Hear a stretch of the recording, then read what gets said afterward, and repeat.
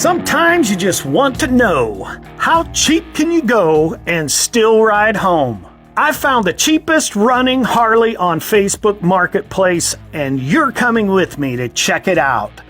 I'm old school, and this is vintage Harleys Revived. I've been looking around for about a week, and I found the cheapest Harley on Facebook, and it's supposed to run. We're gonna go there, we're gonna try to get it running, we're gonna try to make a deal and ride the son of a gun home. So why don't you come with me and let's see what we can make happen. We've arrived and I negotiated a price and we got the bike bought right. And it looks whole, it looks complete, and he says it'll start. So the battery's not completely dead, it cranks a little bit. Got no fuel in it. He said he didn't clean the carburetor out. So we'll see where we end up with that. The price negotiated is contingent upon it running. So he's gonna let me do that. He's gonna let me film the process of getting that done.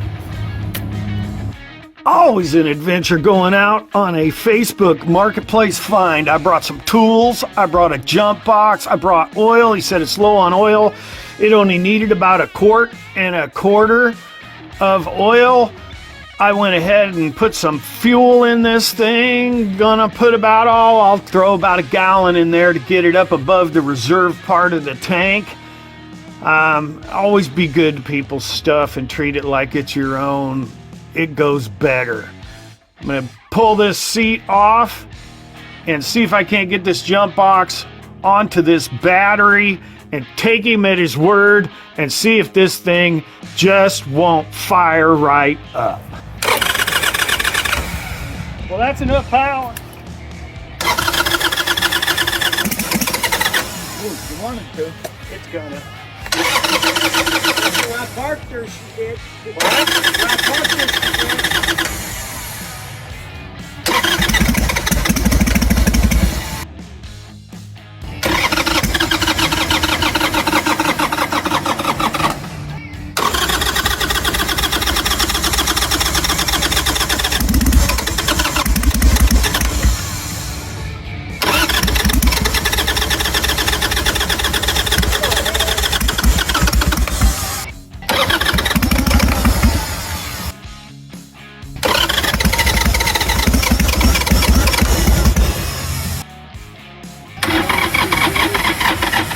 I have found some stuff out. That's enough cranking. I don't want to overheat the starter and ruin it.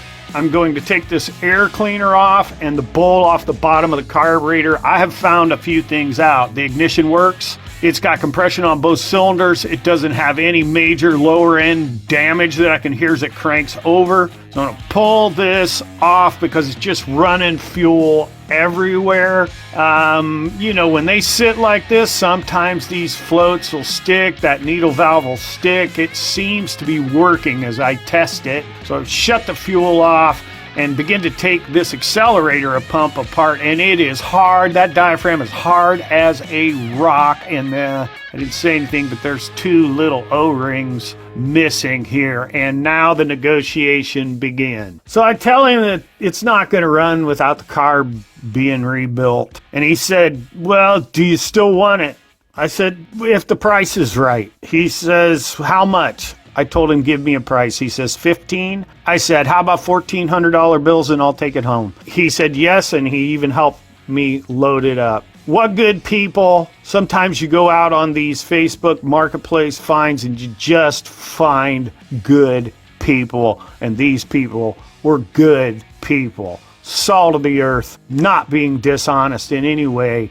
He's just representing things the way he sees it. Remember this, when somebody says a bike runs, that means it run when they parked it. That's a bike that runs. So I'm gonna pull this thing out, and I noticed a couple things. It's got brand new tires front and back. It's got progressive rear shocks, the cheap ones, but 10.5-inch progressive shocks. So those are a couple of really positive things. And I get a look around here, and it's got new brake pads front and back. So there's a few things right there that really help, and being able to look at it without having to, have somebody right over my shoulder is kind of cool. I think these Sporties are just perfect candidates for customization. They were pretty sweet right out of the box with the little peanut tank, the mag wheels. I mean, the seating position is good. I just love them. They're light, they're fast, and I don't know why, but these 883s with slash cut drag pipes and tuned right, there's hardly anything, any Harley that sounds any better than this. So we're walking around and you can see this bike's been down. This bike's got dents in every single tin. There's not a piece on this bike that doesn't need something. Somebody's had a spray can. Somebody's hacked the rear fender off and put the cheapest taillight they could find off Amazon on it. There's scrapes. There's a dent in the tank. You can see there the battery's been sprayed. Somebody sprayed this gray engine black and the paint's coming off. This bike's been down hard and slid down the road. And I hope somebody didn't get hurt when it happened. And it looks like at some point in its life, it sat outside for quite a period of time as everything's kind of rusty and crusty on. So we got it home, we got it unloaded, got it in the shop. You know, I looked it over real quick. It's got some new parts on it. It certainly needs carburetor work. So we walked home with it for $1,400. And the title is clear and it is good to go. I'll go to the license branch tomorrow and have the title transferred, no problem. And we'll begin the process of diagnosis, get it running, and take it for a ride. So let's start with what we know is wrong. We know there's something up with the carburetor. Specifically, there's something up with the accelerator pump. So while I'm working on it, I know the battery's a little bit low. So I'll go ahead and plug this thing into a battery tender / charger that I've got that works really good. And it's saying by the flashing green light, there's about 80% charge in the battery. I saw this clamp on this carburetor, on this fuel hose, and it looks original, and I'm thinking, man, this thing's never been apart. I just don't know what this guy's talking about. So I go ahead and loosen up my accelerator cable and my return cable and get them out of the holders that are on the carburetor. That's always kind of difficult. This vacuum line, pull that off, get the choke loose, and then pull the carburetor out. So I'm going to set up here so that I can clean this up here on the bench top. And you know what? This isn't the original carburetor. The original carburetor has a Harley Davidson logo, and this one has no logo. This is a knockoff carburetor, which means I've got the wrong rebuild kit. But I think there'll be enough right here in this $13 Amazon rebuild kit. Can't believe it's that cheap. $13 to go ahead and replace the parts that need replaced. Obviously, we need a float bowl gasket. Obviously, we need a new needle valve because it was leaking. I'm testing the vacuum in this, the vacuum diaphragm for the CV, and it works great. It's got a 180 main jet, and it's clear. The diffuser is clear. It's got a 45 little jet, and it's clean. So we're just going through the very basics here on the things that usually go wrong. Now here is this accelerator pump diaphragm, and it's a mess. And here's that missing O-ring that I was talking about. So here it is, completely disassembled. You know, you put this O-ring in the bottom of this accelerator pump assembly and get it seated in there, and then you could put it in from the top and hold it in place and get the screws in. So we'll put this new needle and seat in, get the float secured, and you've got to center that pin up so that when you put the float bowl on, it goes up in there and it holds that pin in place. Put a new float bowl gasket in this. Make sure it stays down in the little recess where it goes. It's easy to get them out of the recess and pinch them and ruin them, and then they will leak. Of course, torquing these screws correctly is key to keeping it from leaking. Here it is, completely rebuilt, ready to go back on the bike. So we'll go ahead and we'll get started putting these cables back on as they came off. Make sure you get them in there to where they swivel freely. And also then when you tighten these up, don't over tighten them. There needs to be a little bit of play so that when you go back and forth, there's a little bit of slack in the cables. If they're too tight, it'll make the throttle difficult to twist and then it won't snap back easily. So I'll put a new hose clamp on this fuel line and then push that carburetor back in. Make sure that gasket is seated all the way back against the intake before you slide that carburetor in there.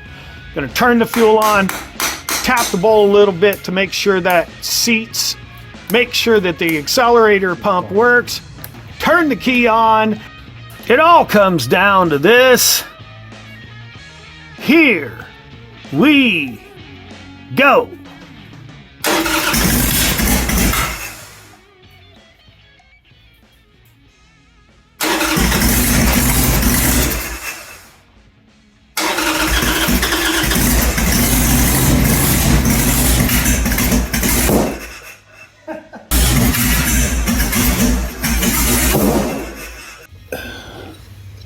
So there's nothing wrong with the bike. Harleys love to backfire out of the carburetor. And I was in a hurry and I didn't go ahead and mount the back plate for this air cleaner, which holds the carburetor against the intake and keeps it from popping off when it backfires out of the carburetor. So go ahead, finish this the way it should have been finished and try it again.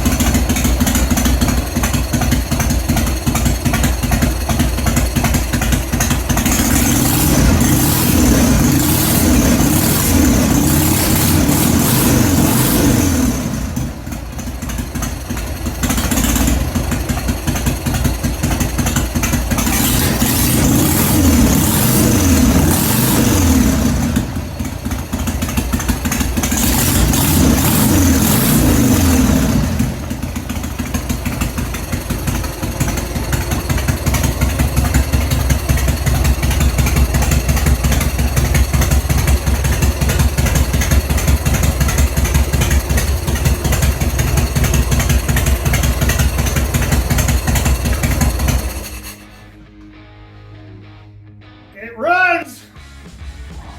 This air cleaner is crushed and dirty, but I'm going to go ahead and put it back in here anyway because it's what I've got and it's what the carburetor is set up to run. I mean, come on!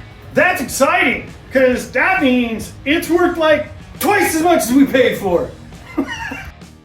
My general rule of thumb tuning carburetors is if it backfires out of the carburetor, it's lean. If it pops on decel out of the exhaust, it's rich. So I'm rerouting the cable that was on the positive cable was burning on the exhaust. But you know, it's exciting because there's a couple reasons it's exciting. Number one, the guy was super honest with me. He told me exactly what was going on with the bike. He was not being dishonest in any way. That's exciting because that means there's still good people left in this world. The other thing that is exciting is, I mean, all we did was rebuild the carburetor and boom, the bike's running. Few things we've got to do here. We're going to go for a ride. I want to make sure that there is fluid in the primary. That I haven't checked. I just want to make sure there's something in there. I want to top off the oil and then make a few minor adjustments to carburetor, idle, and the air-fuel mixture. That's it. I'm not going to deal with the big cover and the clutch cable. I'm just going to take this little inspection cover off, use a big zip tie as a dipstick, and get down in there. Now this stuff looks milky, and that's either moisture or synthetic and standard primary oil mixed together. I don't care, I'm going to run it. Okay, so initially I thought the bike was 1.5 quarts low on oil, so I put oil in it. Now that it's running, if you can get right in here and look, it's clear to the top. You know what that means is that this engine sumped oil down into the crankcase and it's pumped it back up out of it, which means I need to get this out of it.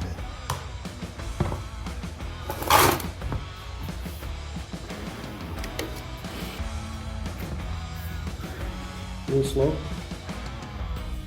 I think this is the side stand mark and this is the upright mark.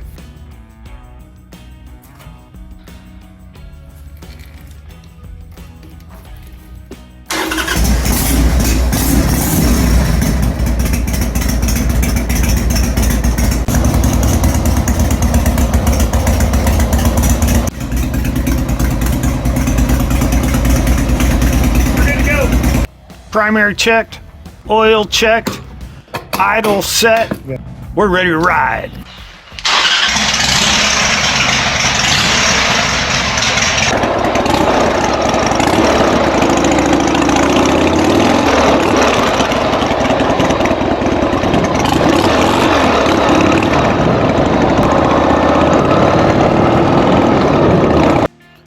Every bike is different. So initially when I take off, I try to relax, orient myself with the controls, how the clutch works, how it shifts. I'm listening to the transmission. It's not making any extra noises, so I take a little stop here. Out in the countryside to the south of me is an Amish area that I go into all the time when I'm riding bikes. It's an amazing scene when I pass people in their Amish buggies, and it really grounds me, makes me realize what matters.